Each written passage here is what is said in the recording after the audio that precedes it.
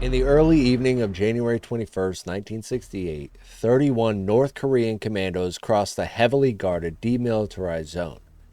They were part of a unit known as Unit 124, trained specifically for one mission: assassinate South Korean President Park Chung-hee. Their orders were clear: penetrate the heart of Seoul, breach the presidential residence known as the Blue House, and eliminate the head of state. They nearly pulled it off. Disguised in South Korean army uniforms and armed with submachine guns, grenades, and explosive belts, the team slipped past checkpoints and patrols. It wasn't until they were less than a kilometer from their target, just one final ridge between them and the Blue House, that a chance encounter with a group of civilians unraveled everything. When the police were alerted, a massive manhunt kicked off across the city. Gunfights erupted in the streets. Soldiers, police, and civilians were killed or injured. In the end, 28 of the 31 North Korean operatives were killed. 2 were captured alive. 1 disappeared completely.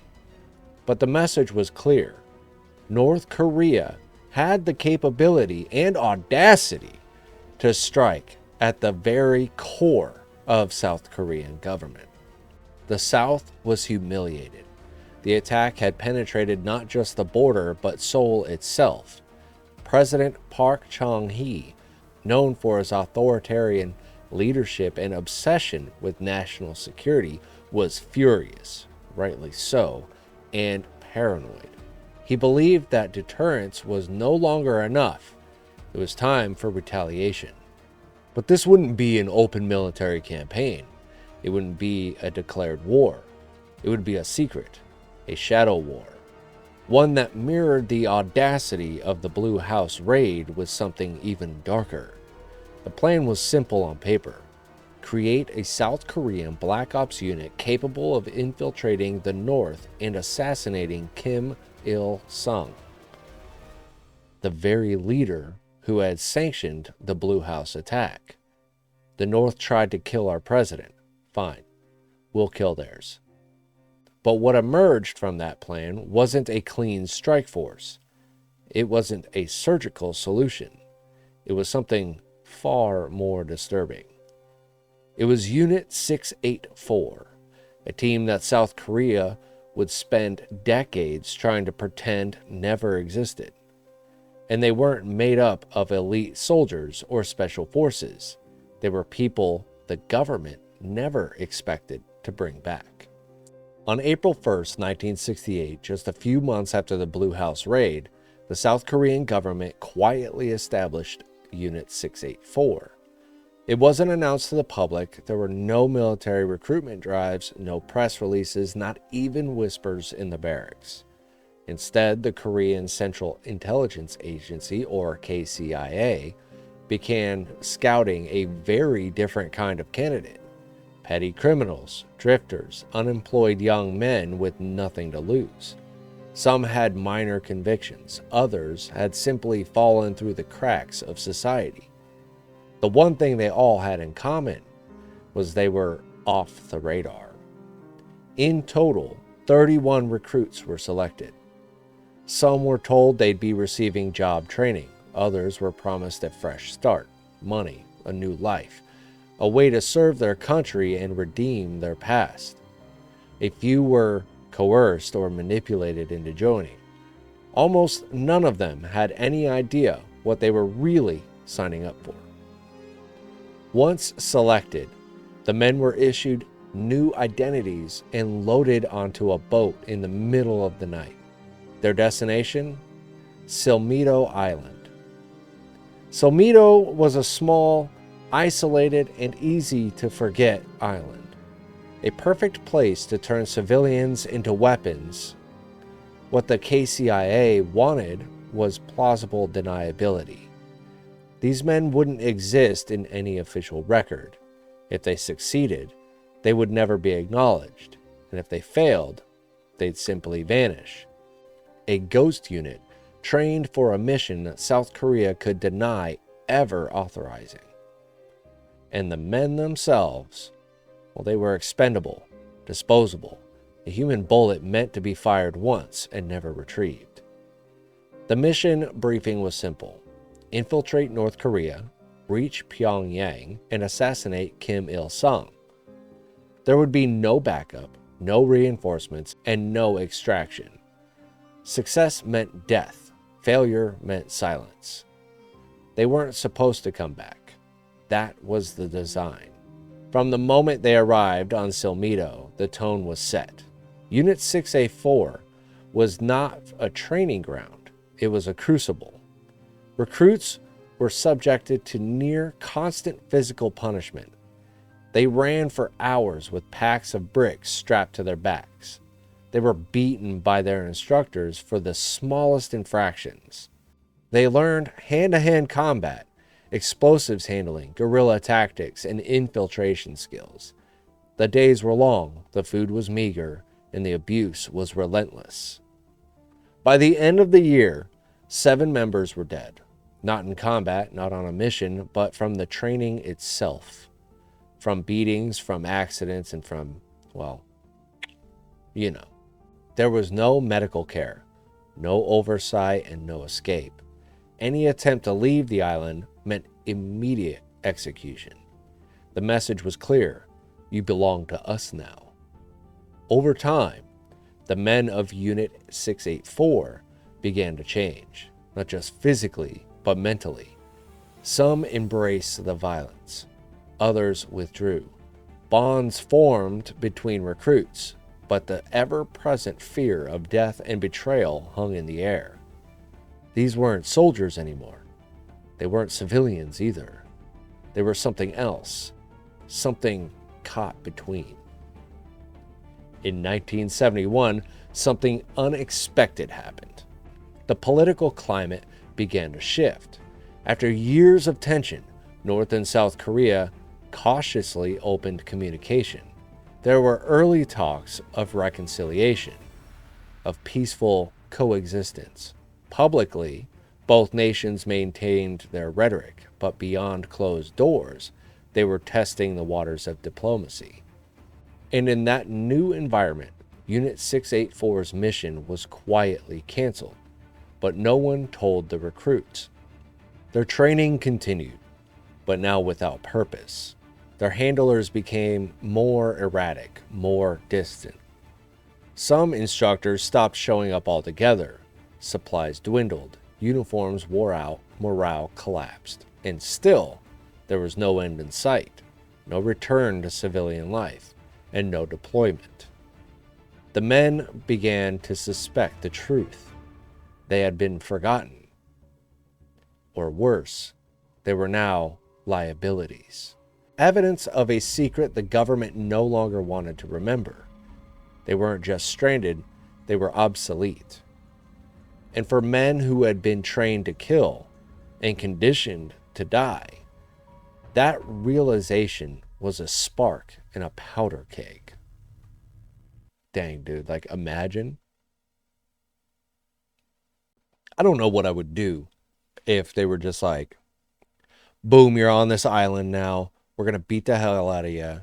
And, oh yeah, by the way, we're never going to actually tell you what your mission is. I couldn't imagine actually going through that. Like at least when I was in the military, I knew what the mission was for the most part. Like I didn't know the end game, but I knew what my mission was. You know what I mean? Like these guys don't even know what the mission is, period. They're just out there getting tore up from the flow up. On August 23rd, 1971, Unit 684 erupted. The recruits turned on their guards, using weapons they had trained with for years. They killed most of the instructors and took control of the island. Their anger had been building for months, fueled by hopeless isolation and betrayal.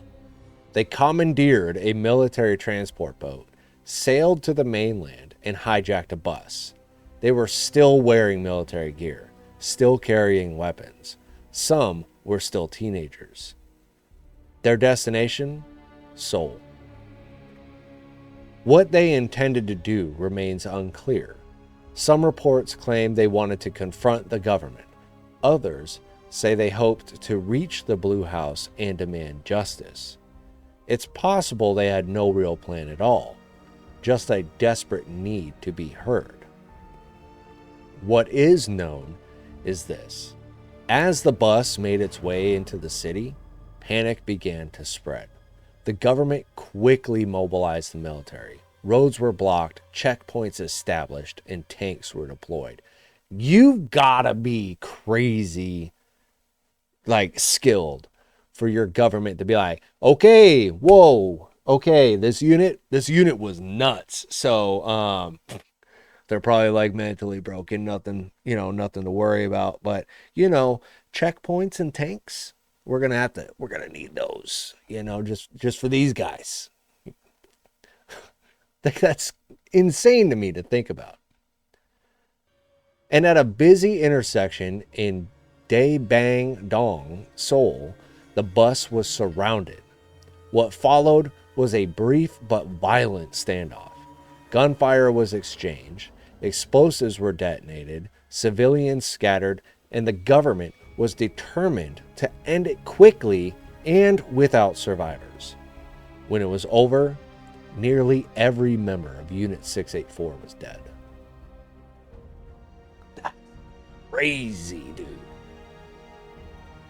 Eyewitnesses recalled the chaos. The sound of machine gun fire, the screaming of civilians fleeing the area, the armored vehicles closing in. Some watched from rooftops, others ducked behind vehicles or storefronts. Inside the bus, the surviving members of Unit 684 knew it was over. Several chose to die on their own terms. They pulled the pins on grenades and held them to their chest. Others were gunned down by South Korean soldiers in the crossfire. Blood soaked the seats. The smell of smoke and scorched fabric filled the air. By the time the wreckage was cleared, only 4 members remained alive. They were captured and placed under immediate military custody. No names were released to the public, no photos, no trails, and no legal defense. Just a quiet note in the records. On March 10, 1972, after a closed military tribunal, the final 4 members of Unit 684 were executed by firing squad. The South Korean government sealed its files. Silmido Island was abandoned, and the story of Unit 684 was buried. For decades, no one spoke of Unit 684. Families were told vague lies. Recruits were listed as dead or missing. Government officials denied knowledge. Silmido Island was scrubbed from the official maps and records. But stories lingered. Whispers among veterans, rumors in coastal villages. Journalists occasionally caught wind, but their leads went nowhere. It wasn't until the 1990s that cracks finally appeared in the silence. A few surviving family members began asking questions. Independent researchers dug into declassified documents, and then in 2003, everything changed. A South Korean film titled Silmido dramatized the events. It was a box office smash and a national revelation. Millions of South Koreans learned for the first time what had happened on that island. Public pressure mounted. The government was forced to respond. In 2006, the Ministry of Defense released a long-suppressed report. It confirmed the existence of Unit 684.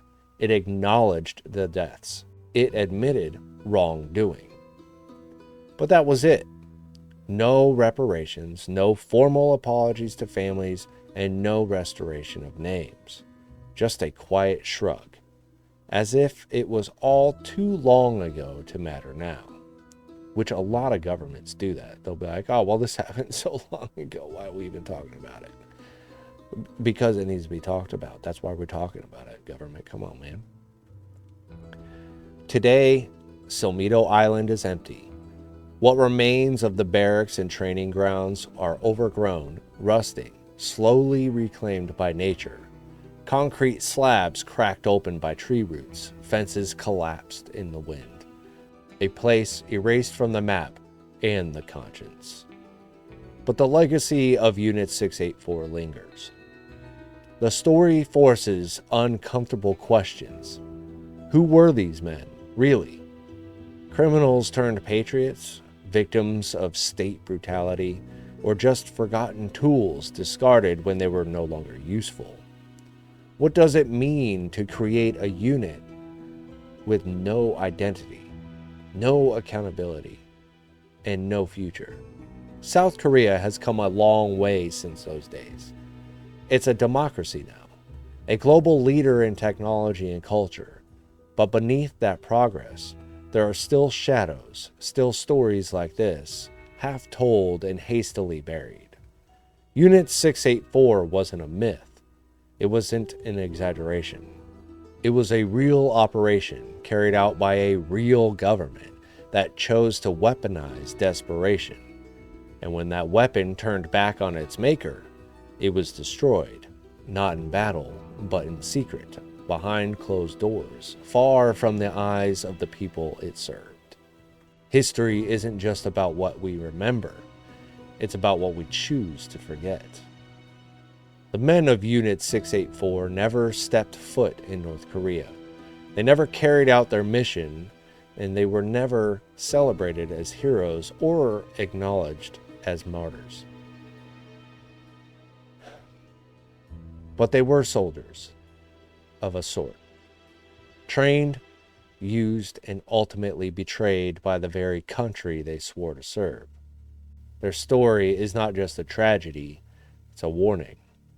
A warning about what happens when governments operate in the dark, when human lives become tools for revenge, when accountability is replaced with silence. Today we can look back and ask, who were the real enemies? The commandos who invaded the Blue House in 1968, or the ones we created in their image and then abandoned? At the end of the day, I think we all know, any government can go ahead and do some shady, backdoor, weird stuff that definitely, takes advantage of its citizens and its most desperate citizens, of course. Any government can do that. And I think we need to keep that in mind and try to keep it from happening as a civilization. But there's really not much that we could do about that, especially now. And what you can do is just not become so desperate that when the government comes to you and goes, hey, you want to do a thing? Just keep it in the back of your mind that you may not come back, and they definitely won't talk about you. So, but yeah, so that'll do it for this Cracked Relic episode, Unit 684. And, thank you for watching, and I hope you have a great day. Don't let this weigh you down. It was an interesting story, but have a good rest of your day, and thank you for watching.